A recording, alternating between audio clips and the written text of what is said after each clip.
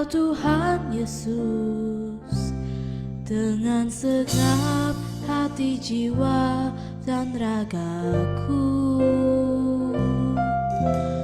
Ku mengasihi Engkau Tuhan Yesus, dengan segenap kekuatanku memujimu. Mengasihi, mengampuni, memberkati sesamaku dan semua musuhku. Sangkal diri, pikul salib setiap hari, rendah hati dan jaga kekudusan. Ku mengasihi Engkau Tuhan Yesus, dengan segenap hati, jiwa, dan ragaku. Ku mengasihi Engkau Tuhan Yesus, dengan segenap kekuatanku. 2 Raja-Raja 12. Dalam tahun ke-7 zaman Yehu, Yoas menjadi raja Yerusalem. Nama ibunya ialah Zibia dari Bersheba.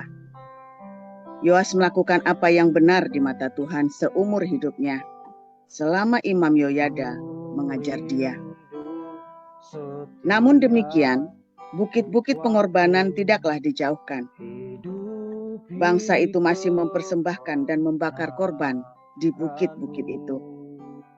Berkatalah Yoas kepada para imam, segala uang yang dibawa ke dalam rumah Tuhan sebagai persembahan kudus, yakni uang masuk untuk pencatatan jiwa, uang tebusan jiwa menurut penilaian yang berlaku untuk seseorang, dan segala uang yang dibawa ke dalam rumah Tuhan karena dorongan hati seseorang, baiklah para imam sendiri menerimanya, masing-masing dari kenalannya, dan memakainya untuk memperbaiki yang rusak pada rumah itu, di mana saja terdapat kerusakan.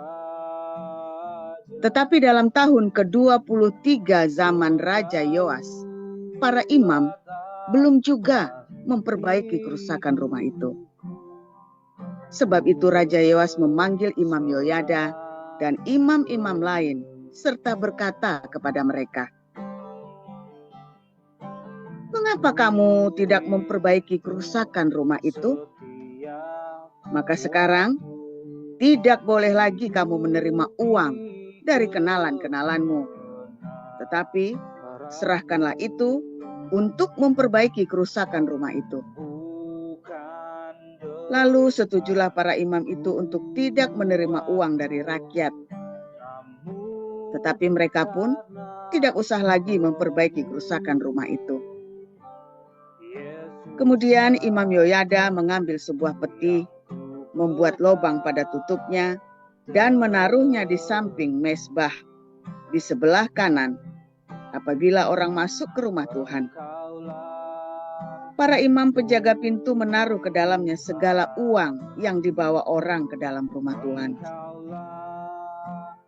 Dan apabila dilihat mereka bahwa sudah banyak uang dalam peti itu, maka datanglah panitera raja beserta imam besar, lalu membungkus dan menghitung uang yang terdapat dalam rumah Tuhan itu. Mereka menyerahkan jumlah uang yang ditentukan ke tangan para pekerja yang diangkat mengawasi rumah Tuhan, dan mereka ini membayarkannya kepada tukang-tukang kayu, kepada tukang-tukang bangunan yang mengerjakan rumah Tuhan itu, kepada tukang-tukang tembok, dan kepada tukang-tukang pemahat batu. Mereka memakainya juga bagi pembelian kayu dan batu pahat untuk memperbaiki rumah Tuhan, dan bagi segala pengeluaran untuk memperbaiki rumah itu. Demikian. Bu Erliana, mohon dilanjutkan sampai ayat 21. Oh, baik, terima kasih Pak Mulia. Tetapi untuk rumah Tuhan tidaklah dibuat pasu perak, pisau, bokor penyiraman, nafiri, atau sesuatu perkakas emas dan perak dari uang yang telah dibawa ke dalam rumah Tuhan itu. Melainkan mereka menyerahkannya kepada para pekerja supaya dipakai memperbaiki rumah Tuhan. Mereka kemudian tidak mengadakan perhitungan dengan orang-orang yang diserahi uang itu untuk memberikannya kepada tukang-tukang, sebab mereka bekerja dengan jujur. Tetapi uang korban penebus salah dan uang korban penghapus dosa tidaklah dibawa ke dalam rumah Tuhan. Semuanya itu adalah bagian para imam. Pada waktu itu majulah Hazael Raja Aram, diperanginyalah Gad dan direbutnya. Kemudian Hazael berniat menyerang Yerusalem, tetapi Yoas, Raja Yehuda, mengambil segala persembahan kudus yang telah dikuduskan oleh para leluhurnya, yakni Yosafat, Yoram, dan Ahazia, raja-raja Yehuda, dan persembahan-persembahan kudusnya sendiri, juga segala emas yang terdapat dalam perbendaharaan rumah Tuhan dan istana raja. Dikirimkannyalah semuanya itu kepada Hazael, Raja Aram. Maka tidak jadi lagi Hazael menyerang Yerusalem. Selebihnya dari riwayat Yoas dan segala yang dilakukannya, bukankah semuanya itu tertulis dalam kitab sejarah Raja-Raja Yehuda? Pegawai-pegawainya bangkit mengadakan persepakatan, lalu membunuh Yoas di rumah Milo yang letaknya di penurunan ke Sila. Yozakar, anak Simeat, dan Yozabat, anak Somer, ialah pegawai-pegawainya yang membunuh dia. Lalu ia dikuburkan di samping nenek moyangnya di kota Daud. Maka Amazia, anaknya, menjadi raja menggantikan dia. Demikian. 1 Timotius 4 ayat 1 sampai dengan 16, demikian firman Tuhan. Tetapi Roh dengan tegas mengatakan bahwa di waktu-waktu kemudian ada orang yang akan murtad lalu mengikuti roh-roh penyesat dan ajaran setan-setan oleh tipu daya pendusta-pendusta yang hati nuraninya memakai cap mereka. Mereka itu melarang orang kawin, melarang orang makan makanan yang diciptakan Allah supaya dengan pengucapan syukur dimakannya oleh orang yang percaya dan yang telah mengenal kebenaran. Karena semua yang diciptakan Allah itu baik dan suatu pun tidak ada yang haram jika diterima dengan ucapan syukur. Sebab semuanya itu dikuduskan oleh firman Allah dan oleh doa. Dengan selalu mengingatkan hal-hal itu kepada saudara-saudara kita, engkau akan menjadi seorang pelayan Kristus Yesus yang baik, terdidik dalam soal-soal pokok iman kita dalam ajaran sehat yang telah kau ikuti selama ini. Tetapi jauhilah tahayul dan dongeng nenek-nenek tua, latihlah dirimu beribadah. Latihan badani terbatas gunanya, tetapi ibadah itu berguna dalam segala hal, karena mengandung janji baik untuk hidup ini maupun untuk hidup yang akan datang. Perkataan ini benar dan patut diterimanya sepenuhnya. Itulah sebabnya kita berjerih payah dan berjuang, karena kita menaruh pengharapan kepada Allah yang hidup, juru selamat semua manusia, terutama mereka yang percaya. Beritakanlah dan ajarkanlah semuanya itu. Janganlah seorang pun menganggap engkau rendah karena engkau muda. Jadilah teladan bagi orang-orang percaya dalam perkataanmu, dalam tingkah lakumu, dalam kasihmu, dan kesetiaanmu, dan dalam kesucianmu. Sementara itu, sampai aku datang, bertekunlah dalam membaca kitab-kitab suci, dalam membangun, dan dalam mengajar. Jangan lalai dalam mempergunakan karunia yang ada padamu, yang telah diberikan kepadamu oleh nubuat dan dengan penumpangan tangan sidang penatua. Perhatikanlah semuanya itu, hiduplah di dalamnya supaya kemajuanmu nyata kepada semua orang. Awasilah dirimu sendiri dan awasilah ajaranmu. Bertekunlah dalam semuanya itu, karena dengan berbuat demikian engkau akan menyelamatkan dirimu dan semua orang yang mendengarkan engkau. Demikian firman Tuhan. Haleluya, luar biasa. Suara saya bagus ya, dengaran ya. Pak Mulia, bagaimana suara saya? Jauhan nggak? Tor. Jauhan. Sekarang bagaimana, bagus ya? Sudah Tes. lebih mendingan. Lebih bagus sekarang begini ya. Iya, betul. Oke. Ya, oke, luar biasa. Firman Tuhan selalu baru setiap hari bagi kita semua ketika kita menanti-nantikan Tuhan dengan penuh cinta, dengan penuh pengharapan, dengan penuh belas kasih dan kesetiaan, ya, tekun sampai setia sampai akhir. Jangan menyerah, ya, jangan pernah menyerah, jangan pernah menyerah. Kalau kamu menyerah, waduh, bonggan saudara ya. Aduh, pokoknya kalau nyerah, aduh, pokoknya belai ya. Karena apa yang harusnya kamu dapatkan itu harusnya sudah dapat, tapi jadi tertunda lagi ya. Jadi tertunda lagi karena kamu menyerah. Nah, saudara, banyak sekali orang-orang ya yang kemudian di tengah perjalanan dalam kehidupannya ya, dia diserak ya. Diserak itu apa ya? Terganggu, nggak fokus. Saya sering orang-orang yang sering terganggu ya saudara ya. Biasanya orang-orang ini adalah orang-orang yang pandai. Ya, orang-orang yang pandai itu mudah terganggu karena dia pandai. Ya, itulah sebabnya Tuhan banyak kali pakai orang-orang yang tak berguna karena dia fokus. Orang-orang yang tak berguna, orang-orang tidak pandai. Ya, bukan orang tak berguna, orang tak pandai. Karena orang tak pandai, karena dia nggak pandai, rumangsa nggak pandai, rumangsa lemah, rumangsa nggak bisa apa-apa, dia fokus, saudara. Begitu dikasih kepercayaan, dia fokus, karena yang dia punya cuma itu. Nah, orang-orang yang nggak fokus ini akhirnya karena kebisaannya dia, maka dia mulai mencoba-coba, pengen ini, pengen itu.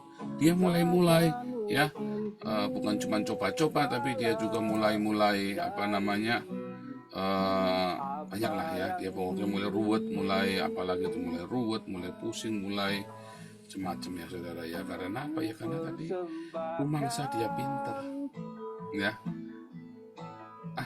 Coba sedikit sana, coba sedikit sini, udah.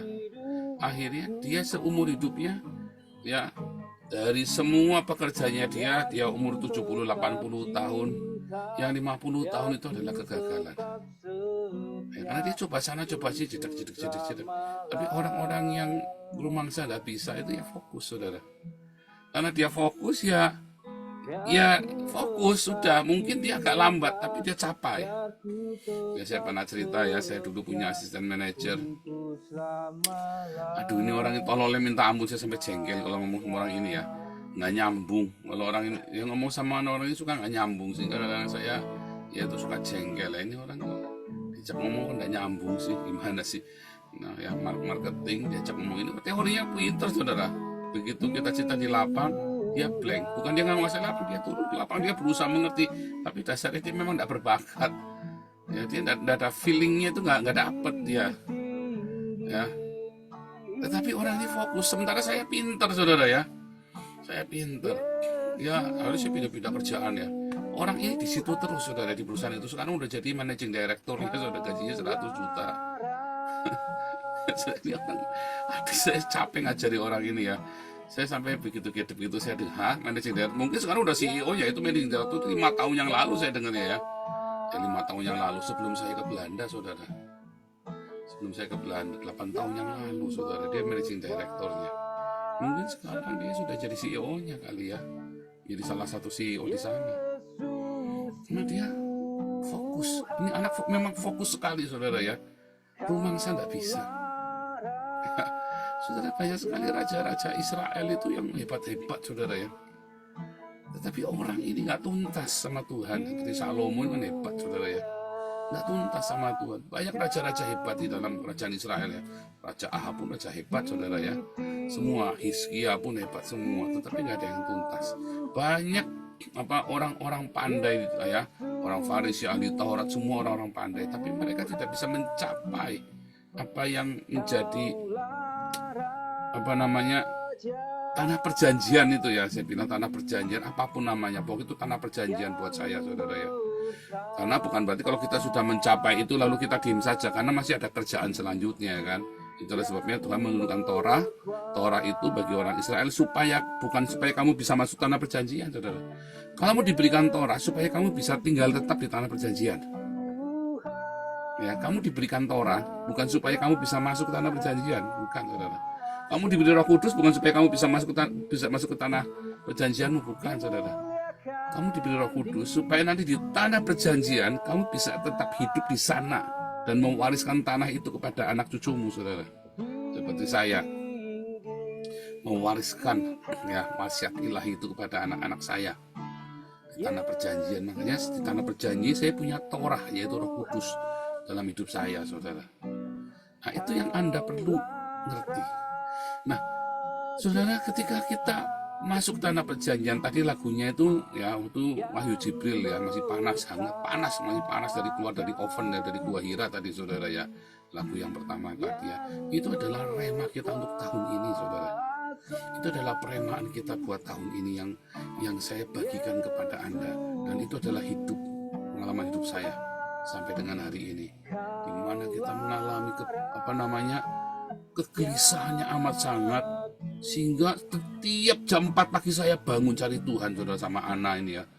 Doa pagi kita ya, tiap jam 4 pagi, itu beneran saya, sama bertahun-tahun kita lakukan itu ya, tiap jam 4 pagi. Ya, masih seger ya, aduh, kita pokoknya tidur jam berapapun, jam 4 pagi kita bangun, saudara, cari Tuhan ya, kita cari Tuhan. Pokoknya kita mau cari Tuhan, saudara ya, kita mau dengarkan suara Tuhan, kita mau ya pokoknya cari Tuhan, pokoknya hatinya ditujukan kepada Tuhan, saudara ya, sampai kita mendengarkan suatu suara yang menyejukkan hati kita, yang seperti embun pagi itu ya, nyes di hati itu, saudara ya. Lalu kita belajar pengucapan syukur pagi-pagi bangun, sampai hari ini saya masih lakukan ya. Begitu bangun, saya tiba-tiba ada selinting ya, Jehovah Jireh, terima kasih Tuhan. Jehovah Jireh, terima kasih Tuhan. Tiap pagi bangun itu, saudara ya. Tiap pagi bangun, Jehovah Jireh, terima kasih Tuhan. Perkataan-perkataan yang positif, saudara. Ya. Perkataan-perkataan iman, saudara ya. Perkataan yang baik. Ya. Kita tabur di pagi hari. Kita nabur pagi-pagi, dengan pagi-pagi bangun. Bangsat. Aku yang pagi-pagi bangun, tiba-tiba Anda begitu nyadar, aduh, ayamnya digondol kucing tadi malam, lupa ditaruh di lemari, bangsat, langsung ngisuk, saudara. Jangan begitu, saudara. Dan pagi-pagi bangun ngutukin orang, saudara ya. Pagi-pagi bangun itu Anda tabur perkataan yang baik. Jehovah Jireh, Jehovah Shalom, Jehovah Nisi, Tuhan Yesus baik. Itu, saudara ya. Tiap hari saudara latih terus, tiap hari tabur perkataan yang baik. Kamu seharian akan menuai ya, menuai yang baik. Kamu pagi-pagi tabur yang baik supaya tiap hari siangnya kamu menuai yang baik. Ya. Tuhan akan sediakan semua yang kita perlukan, saudara. Dia akan cukupkan semua kebutuhan kita, dia sediakan yang kita perlu, saudara. Ya. Disembuhkan semua sakit kita. Saya berapa kali sakit ya, Ana waktu itu sakit hampir mati, saudara, 9 bulan pneumonia ya. Dokternya bingung, tidak ketemu sakit apa itu, saudara. Diperiksa 6 bulan, tidak ketemu sakit apa. Sampai udah mati, setiap makan muntah, dikasih obat apa, nggak tambah sembuh, tambah parah, saudara. Terus malam terus saya tanya, yakin kita nggak ada nyimpen sesuatu? Ya kalau ada, selamat, saya udah pasrah, sudah. Kita doakan aja, kamu harus jujur sama aku. Kita doakan, saudara ya. Ya mau dikiriman dari apa, dari orang Indonesia nggak tahu apa, pokoknya dalam nama Yesus tak tolak. Kalau memang itu kiriman, saya kembalikan dalam nama Yesus. Saya tolak dalam nama Yesus. Kalau ini bukan dari Tuhan, sembuhkan Tuhan. tiba-tiba hanya dalam seminggu tiba-tiba dokternya nemu ini sakitnya ini, diobatinya ini. Udah 2 minggu sembuh, saudara. Gila. Ini memang setan alas ini, orang-orang kirim-kiriman ya saudara. Saya bilang dalam nama, kalau bukan dari Tuhan aku tolak. Pertama kita introspeksi dulu, jangan-jangan memang kita ada salah saudara, ya kan? Mana ya, kita introspeksi dulu dalam nama Yesus. Kalau bukan dari surga saya tolak, ya kan? Kembali sama yang ngirim atau siapa, pokoknya ya kita nggak ngerti, ucuk-ucuk saudara itu ya. 6 bulan, sakitnya 9 bulan, setahun ya saudara ya, sampai badannya habis saudara. Karena itu yang kemarin ya turun, wah berapa kilo kan, ada lihat dulu kan, sampai dihina-hina sama Rudi Yohanes itu, anak hampir mati itu waktu itu saudara, waktu dihina-hina sama Rudi Yohanes itu ya, itu benar-benar mati itu saudara ya. makan keluar tiap hari saudara ya, sampai waktu ketika saking lemesnya badannya, habis bikin teh pagi-pagi, dia kan pengen bikin teh ya, dilala tehnya merosot saudara ya, pecah semua, nimpa ke kakinya anak saya. Kan kita tidurnya anak di atas, saya di bawah di ruang tamu, karena khawatir menular, karena dokternya sudah bilang itu barangkali menular. Jadi saya duduk di bawah, kita di karantina ya, selama 3 bulan terakhir itu di karantina. Dokternya nggak ngerti sakit apa, tapi bilang ini menular. Jadi saya duduk di bawah, dan kita langsung telepon teman-teman yang kumpul sama kita, jangan ini ya, suruh periksa dokter semua, karena ini menular penyakitnya saudara ya. Anak-anak semua diperiksa semua, saya di ronsen semua ya saudara ya, mati menular. Jadi saya tidur di bawah, anak turun ke bawah, merosot saudara air panasnya. Anak jeritnya itu kayak kesetanan saudara ya. Wah itu tumpah ke kaki semua, melepuh semua ya. Dari paha sampai ke kaki bawah itu melepuh semua saudara, air mendidih, bayangin lagi bikin air panas itu ya. Nah itu, tapi kita doa dalam nama Yesus ya, Jehovah Rafa, kita bilang beneran saudara ya, itu Tuhan sembuhkan saudara ya. Cuman 2 minggu begitu kita bilang, waktu itu sudah mikir ini kalau bukan dari Tuhan, kalau dari Tuhan ini tidak apa-apa, karena kita semua sudah siap mati saudara, kalau memang dari Tuhan. Tapi kalau bukan dari Tuhan kan konyol. Saya bilang ini kalau bukan dari surga, saya tolak dalam nama Yesus. Ya, sama anak kita berdoa ya saudara ya. 2 minggu dokter sakitnya ini sembuh saudara, cuma 2 minggu ya. 1 bulan kemudian anak langsung berat badannya naik saudara ya, malah minum vitamin saya cekelan batu karena rambutnya rontok semua ya saudara ya, kulitnya kan semua pada kuning semua ya, kurang gizi waktu itu kan. Dia dikira minum vitamin sendiri, gemuk lagi saudara ya. Tapi sekarang jadi cantik saudara ya, sampai habis saudara ya. Tuhan sembuhkan semua sakit kita, Dia sediakan yang kita perlu ya kan. Dalam kebingungan kita kan, karena ini tanah perjanjian kami saudara ya kan. Saya selalu bilang Belanda ini adalah tanah perjanjian saya. Di sini saya harus kerja, nggak boleh nganggur. Tapi selama waktu di Indonesia itu tiang awan tiang apinya kita ya kan. Nah masalahnya saudara sekarang, apakah Anda meneladani saya ketika mengalami semua ini, atau kamu nyerah di tengah jalan? Ya ada teman kita yang minta-minta terus, tegur nggak bisa, tak kasih tahu nggak bisa. Saya ini ngomong sama temennya dia, malah marah-marah dia, kamu kok bicarakan aku, kamu ngerasani aku. Ini orang kentir saudara. Saya itu bukan ngerasani, saya nyuruh orang ini ngomongin dia, karena kan Alkitab berkata kalau kamu negur nggak bisa, kamu suruh orang lain bantu ngomong, satu saksi. Kalau nggak cukup udah kalau gitu. Dia marah-marah bilang, saya ngapain ngerasani kamu, dikira saya takut sama kamu. Ya sudah karepmu, kalau kamu ditegur nggak bisa, kamu dikasih tahu. Cuman kalau kamu ada di dalam komunitas ini, kamu jangan minta-minta.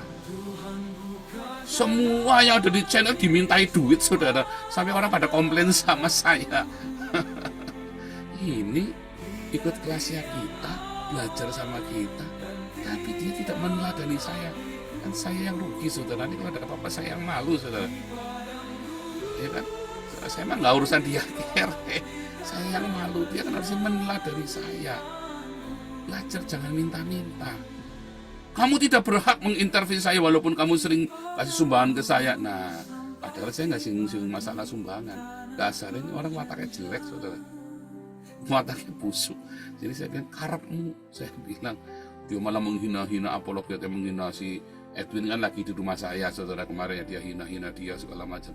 Sudah karepmu lah. Karepmu, saya bilang, saya nggak urusan dengan kamu. Udah pokoknya kamu saya sudah ajarin, kamu saya sudah tegur kamu nggak mau, saya nggak urusan sama kamu lagi.